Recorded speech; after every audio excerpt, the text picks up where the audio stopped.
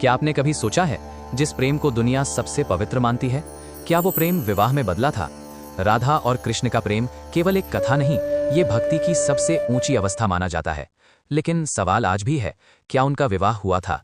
सच जानने के लिए हमें शास्त्रों की ओर देखना होगा। सबसे पहले भागवत पुराण। ये ग्रंथ कृष्ण की लीलाओं का मुख्य स्रोत है। लेकिन आश्चर्य की बात यह है, इसमें राधा का नाम सीधे रूप से नहीं मिलता और विवाह का भी कोई स्पष्ट उल्लेख नहीं है। फिर यह विवाह की कहानी आई कहां से? कुछ अन्य ग्रंथों जैसे ब्रह्म वैवर्त पुराण में एक रहस्यमयी कथा मिलती है। कहा जाता है कि वृंदावन के वन में जब राधा और कृष्ण साथ थे, तभी सृष्टिकर्ता ब्रह्मा प्रकट हुए। उन्होंने दोनों के दिव्य स्वरूप को पहचाना, राधा को लक्ष्मी का अवतार और कृष्ण को स्वयं विष्णु का स्वरूप। वहीं वन में गुप्त रूप से वैदिक मंत्रों के साथ गंधर्व विवाह संपन्न हुआ। लेकिन यह विवाह संसार के सामने क्यों नहीं आया? क्योंकि कृष्ण की लीला केवल वृंदावन तक सीमित नहीं थी। उन्हें कंस वध करना था, द्वारका का राजा बनना था, धर्म की स्थापना करनी थी।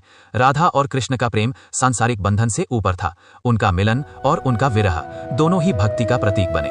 कई आचार्य मानते हैं कि अगर विवाह सार्वजनिक रूप से होता तो उनका प्रेम साधारण दाम्पत्य बन जाता, लेकिन बिना विवाह के वो प्रेम परम प्रेम बन गया, जहां आत्मा सदा परमात्मा को खोजती रहती है। तो क्या सच में विवाह हुआ था? शास्त्रों के अनुसार मुख्य ग्रंथों में स्पष्ट प्रमाण नहीं है। कुछ पुराणों और परंपराओं में गुप्त विवाह का उल्लेख है। लेकिन सबसे बड़ा सत्य यह है, राधा और कृष्ण का संबंध सांसारिक नियमों से परे आध्यात्मिक एकता का प्रतीक है। उनका प्रेम कागज पर लिखे विवाह से नहीं, हृदय में बसे नाम से अमर हुआ।